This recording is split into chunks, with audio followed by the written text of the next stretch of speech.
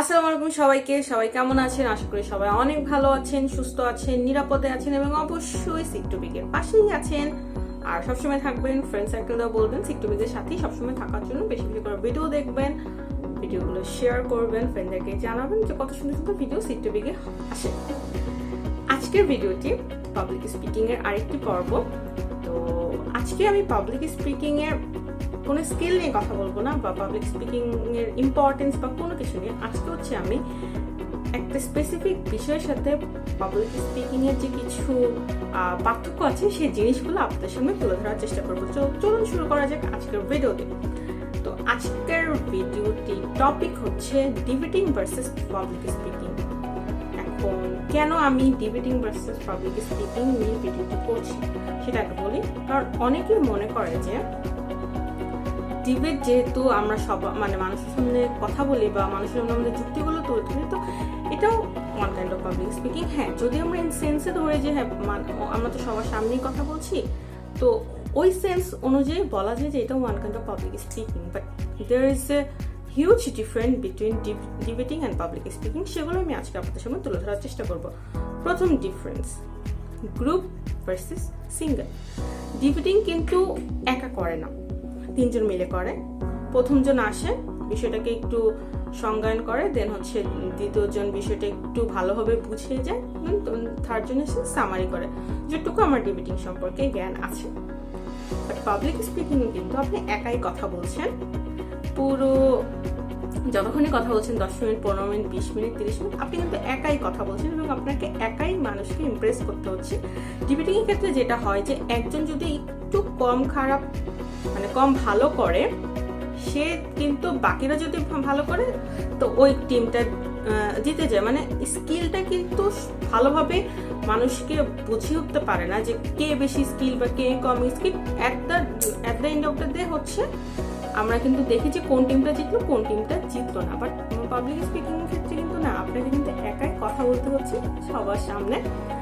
দেন time, debating এ কিন্তু কিছু সময় বেঁধে দেওয়া থাকে, 5 মিনিট, 7 মিনিট। 5 মিনিট 7 মিনিটের বেশি আমার মনে হয় না কোনো ডিবেটে দেওয়া হয়। তো বাট পাবলিক স্পিকিং কিন্তু এত কম সময় থাকে না, 5 মিনিট 7 মিনিট, একটু বেশি সময় থাকে।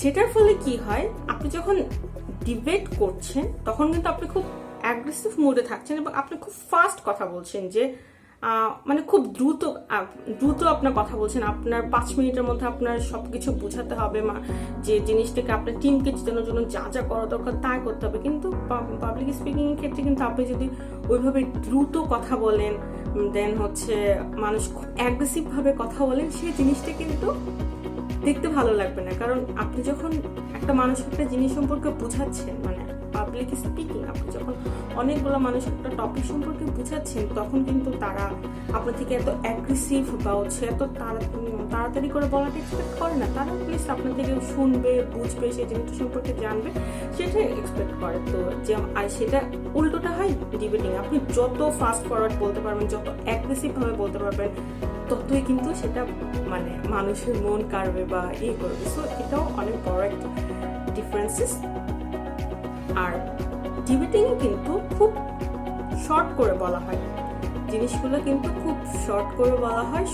শর্ট করে বলা হয় বলতে টাইমটা যেহেতু শর্ট থাকে, আপনাকে ওই মুহূর্তের মধ্যে আপনি যতটুকু কভার করতে পারবেন ওটুকুই।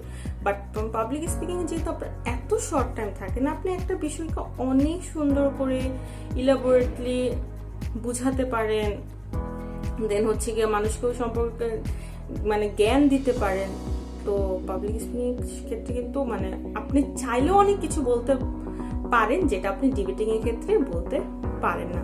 বাট দুইটার ক্ষেত্রে কিন্তু অনেক মিলও আছে, কিছু মিল আছে। সেই মিলগুলো হলো, দুইটার ক্ষেত্রে সাহস অনেক দরকার হয়। মানুষের সামনে কথা বলা অবশ্যই একটি সাহসের কাজ, যে আমি মানুষের সামনে কথা বলছি। ডিবেটিং এ কিন্তু অনেক সময় দেখা যায় যে স্টেজ ডিবেট গুলো যখন হয় বা টিভি ডিবেট গুলো যখন হয়, তখন কিন্তু হাজার হাজার মানুষের সামনে আপনাকে কথা বলতে হচ্ছে। সেটার জন্য কিন্তু অনেক বড় একটা সাহস লাগে। আর আমার কাছে মনে হয় ডিবেটাররা খুব বেশি সাহসী হয়, কারণ তারা একদম ছোটবেলা থেকেই হচ্ছে ডিবেট করে, যারা 5, 6, 7 থেকে তারা ডিবেট করে, তো ওরা ভবিষ্যতে অনেক ভালো ভালো পাবলিক স্পিকার হতে পারবেও বলে আমি মনে করি। কিন্তু ওই ডিবেটিং এর অ্যাগ্রেসিভনেসটা একটু কমালে বা একটু সুন্দর করে আস্তে আস্তে সফটলি বললে হয়তো তারা অনেক ভালো একজন পাবলিক স্পিকার হতে পারবে। কারণ যেহেতু তাদের ছোটবেলা থেকেই হচ্ছে কথা বলে অভ্যাস, মানুষের সামনে কথা বলার সে ভয়টা তাদের মধ্যে নেই।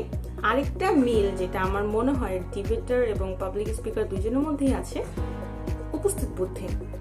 যেমন ডিবেটিং এর ক্ষেত্রে কি হয়, মানে অপরপক্ষ থেকে হাত তুলে তাকে কোশ্চেন করে তাকে আটকানোর চেষ্টা করা হয়, তখন যদি আপনি আপনার উপস্থিত বুদ্ধি দিয়ে সে কোশ্চেন অ্যান্সারটা দিয়ে দিতে পারেন, আপনি কিন্তু অর্ধেক আপনার টিম জিতে গেল। সেরকম পাবলিক স্পিকিং এর ক্ষেত্রেও যারা দর্শকরা থাকে তারা কিন্তু অনেক সময় কোশ্চেন করে, আপনি যদি সেই কোশ্চেনের উত্তর দিতে না পারেন তখন মনে করবে সে কি শুধু স্ক্রিপ্ট মুখস্থ করে আসছে, তার কিন্তু সম্পর্কে কোনো জ্ঞান নেই। সো আমার মনে হয় ডিবেটার এবং পাবলিক স্পিকিং এর মধ্যে অনেক অমিল থাকলেও কি কিছু কিছু ক্ষেত্রে মিল আছে, এবং দুজনের ক্ষেত্রে অনেক সাহসের প্রয়োজন। আর lastly debating and public speaking দুইটা ডিফারেন্ট জিনিস, যদিও দুইটাই লোকের সামনে কথা বলা, বাট দুইটাই ডিফারেন্ট জিনিস। আজকের মতো ভিডিও এখানেই শেষ করছি। আগামী দিনগুলোতে আরো ভালো ভালো ভিডিও আপনাদের সামনে নিয়ে আসার চেষ্টা করবো। আল্লাহ হাফিজ।